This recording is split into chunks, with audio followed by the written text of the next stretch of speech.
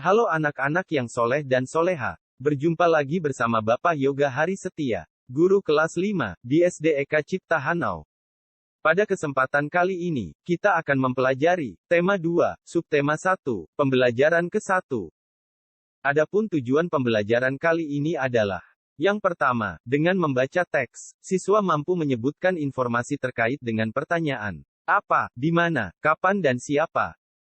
2. Dengan menuliskan dalam bentuk peta pikiran, siswa mampu mempresentasikan informasi dari teks bacaan terkait dengan pertanyaan, apa, di mana, kapan dan siapa. 3. Dengan mencermati teks bacaan yang disajikan, siswa mampu menemukan informasi tentang organ-organ pernapasan hewan. 4. Dengan berdiskusi dan mencari informasi dalam kelompok, siswa mampu membuat bagan cara kerja organ pernapasan hewan. Pembahasan yang pertama ialah mengenai kata tanya. Kata tanya adalah kata yang digunakan dalam membuat kalimat tanya. Kata tanya terdiri dari apa, siapa, kapan, berapa, di mana, mengapa, dan bagaimana.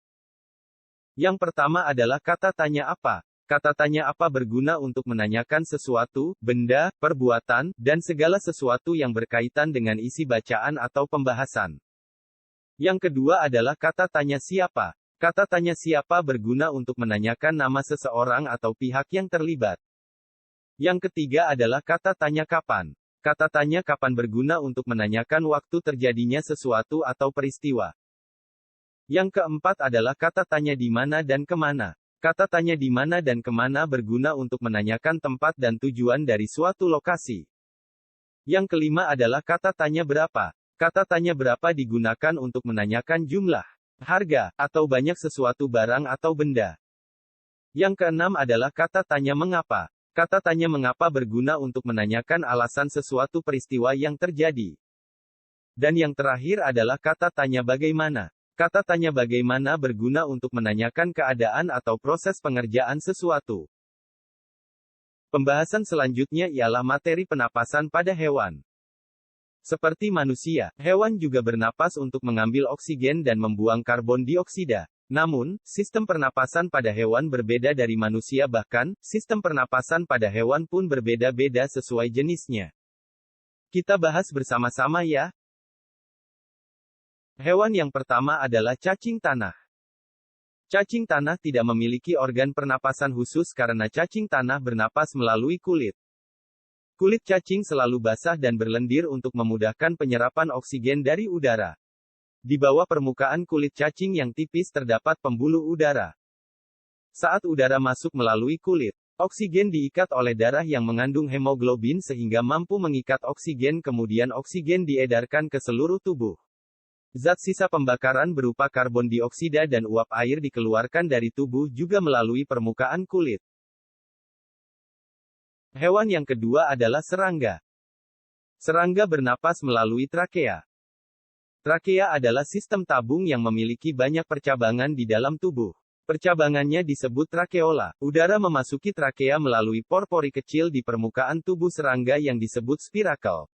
Selanjutnya udara beredar melalui pembuluh udara kecil dan sel-sel tubuh mengambil oksigen langsung dari pembuluh udara kecil itu. Karbon dioksida dari sel akan mengalir ke trakeola lalu dibuang melalui lubang spirakel. Hewan yang ketiga adalah ikan. Ikan bernapas dengan insang. Insang terdapat tepat di belakang rongga mulut pada kedua sisi kepala ikan. Pada insang terdapat pembuluh darah halus. Pembuluh darah itu dapat menyerap oksigen yang terkandung dalam air dan melepaskan karbon dioksida dari darah. Untuk memperoleh cukup oksigen, mulut ikan dan insang bekerja bersama-sama seperti pompa isap air.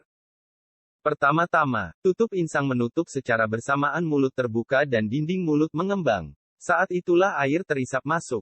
Kedua, rongga mulut menyempit dan mulut menutup secara bersamaan tutup insang terbuka. Akibatnya air keluar dari mulut dan melewati insang. Saat itulah oksigen dari dalam air terserap dan karbon dioksida dikeluarkan.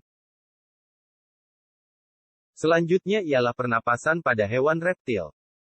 Hewan yang termasuk jenis reptil diantaranya ialah ular, kadal, cecak, buaya dan biawak. Reptil bernapas menggunakan paru-paru. Udara masuk melalui hidung lalu ke batang tenggorokan lalu ke paru-paru.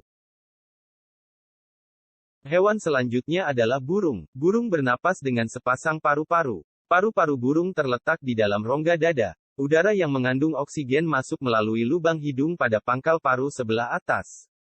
Selanjutnya udara masuk ke pembuluh udara yang disebut trakea. Dari trakea udara sebagian masuk ke paru-paru dan sebagian lagi masuk ke kantong udara.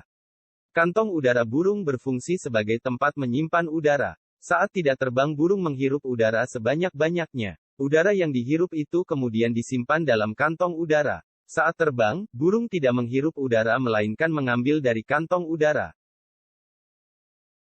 Dan yang terakhir adalah pernapasan hewan mamalia. Mamalia adalah jenis hewan yang menyusui anaknya. Ada dua jenis mamalia yaitu mamalia darat dan mamalia air. Mamalia darat misalnya, kambing, sapi, kerbau dan kuda. Mamalia air misalnya paus, duyung dan lumba-lumba. Alat pernapasan mamalia darat terdiri atas hidung, pangkal tenggorokan, batang tenggorokan dan paru-paru. Pada mamalia air, hidungnya dilengkapi dengan katup. Saat mamalia tersebut menyelam katup akan menutup. Sebaliknya, saat mamalia tersebut muncul ke permukaan air katup terbuka. Saat itulah mamalia air tersebut akan menghirup oksigen serta mengeluarkan karbon dioksida dan uap air. Dan pembelajaran hari ini, semoga bermanfaat. Selamat belajar dan selamat mengerjakan tugas. Sampai jumpa di pembelajaran selanjutnya.